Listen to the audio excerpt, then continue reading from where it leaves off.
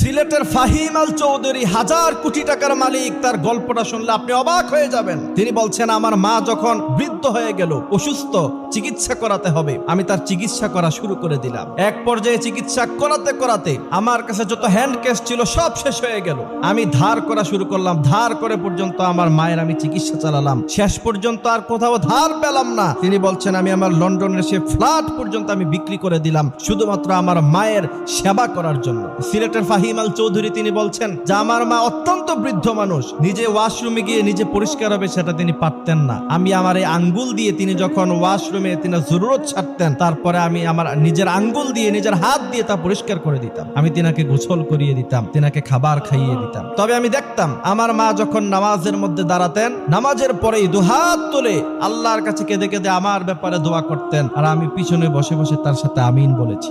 সিলেটের ফাহিম আল চৌধুরী 1000 কোটি টাকার মালিক আজকে তিনি। এরপরে বলছেন, আমার মা দুনিয়া থেকে চলে গেলেন। চলে যাওয়ার পরে আমার তো ব্যবসা বাণিজ্যে আমি সময় দিতে পারি নাই, আমার বাড়ি নাই, গাড়ি নাই, সব বিক্রি করে দিয়েছি। এরপরে আমি আবার নতুন করে বিজনেসের মধ্যে হাত দিলাম। তিনি বলছেন, আল্লাহর কসম করে বলতে পারি, আমি যেখানে হাত দিয়েছি, আমি মাটিতে হাত দিয়েছি, মাটি স্বর্ণ হয়ে গিয়েছে। আল্লাহু আকবার। তিনি বলছেন, এরপরে বিজনেসের যেই জায়গার মধ্যে আমি হাত দিয়েছি সেখানে সফলতা এসেছে।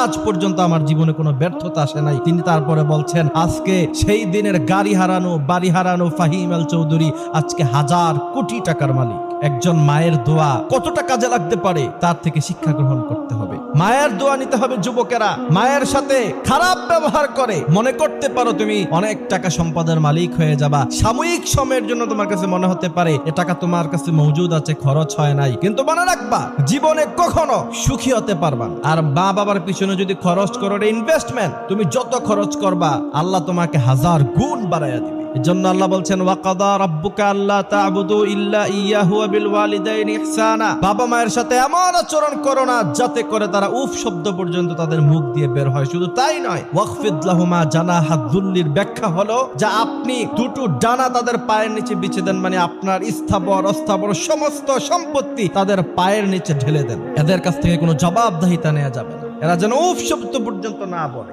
যদি এমনটা করতে পারেন, শুধু দুনিয়া নয়, আখিরাতে আল্লাহ আপনাকে জান্নাতের মালিক বানাই দিবে। সুবহানাল্লাহ। এজন্য বাবা মায়ের খেদমত করতে